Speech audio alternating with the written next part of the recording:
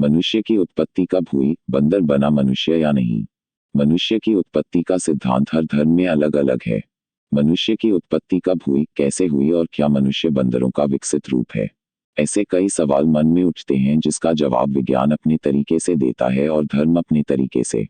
यहाँ प्रस्तुत है हिंदू धर्मानुसार मनुष्य की उत्पत्ति का सिद्धांत। हिंदू धर्म अनुसार मानव किसी भी प्रकार के बंदर का विकसित रूप नहीं है। पौराणिक ग्रंथों के अनुसार वानर और बंदरों को मनुष्य से अलग माना गया है। मानव की पहले लंबाई, आयु और उसका रूप भिन्न था, लेकिन फिर भी मानव जैसा प्राचीन काल में दिखता था वैसा ही आज भी है। बस उसके शरीर पर से बालों की मात्रा कम हो गई। जिस तरह वानरों या बंदरों की कई प्रजातियां होती है, उसी तरह मानव की भी कई प्रजातियां थी और आज भी उनमें से कुछ विद्यमान है। संसार के इतिहास और संवत्सरों की गणना पर दृष्टि डाले तो ईसाई संवत सबसे छोटा अर्थात 2018 वर्षों का है। सभी संवतों की गणना करें तो ईसा संवत से अधिक दिन मूसा द्वारा प्रसारित मूसाई संवत 3585 वर्ष का है। इससे भी प्राचीन संवत युधिष्ठिर के प्रथम राज्यारोहण से प्रारंभ हुआ था। उसे 4172 वर्ष हो गए हैं। इससे पहले कलयुगी संवत शुरू 5117 वर्ष पहले शुरू हुआ। इब्रानी संवत के अनुसार 6029 वर्ष हो चुके हैं। इजिप्शियन संवत 28669 वर्ष, फिनिशियन संवत 30087 वर्ष।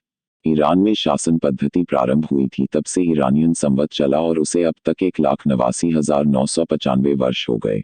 ज्योतिष के आधार पर चल रहे चाल्डियन संवत को 2,15,87 वर्ष हो गए।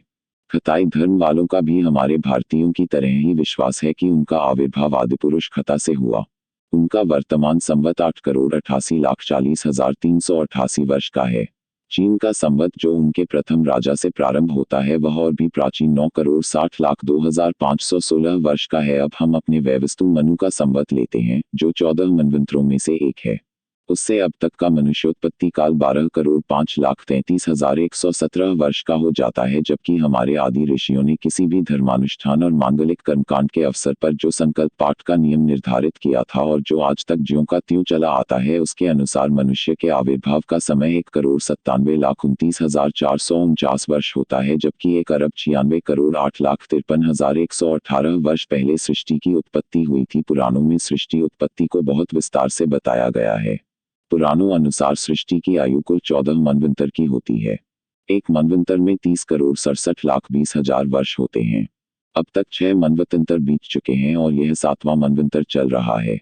इस तरह 6 मनवंतर में 1,84,03,20,000 होते हैं। 7वें मनवंतर की 27 चतुर्युगी बीत चुकी है और यह 28वीं चतुर्युगी चल रही। 28वीं चतुर्युगी में भी सतयुग, त्रेतायुग और द्वापर युग बीत चुका है और यह कलयुग चल रहा है जिसके 5,119 वर्ष बीत चुके हैं। एक मनवंतर में 71 चतुर्युगी होती है। एक चतुर्युगी में 4 युग होते हैं। पहला सतयुग जो 17,28,000 वर्षों का है। दूसरा त्रेतायुग जो 12,96,000 वर्षों का होता है। तीसरा होता है द्वापर युग 8,64,000 वर्षों का और चौथा कलयुग 4,32,000 वर्षों का।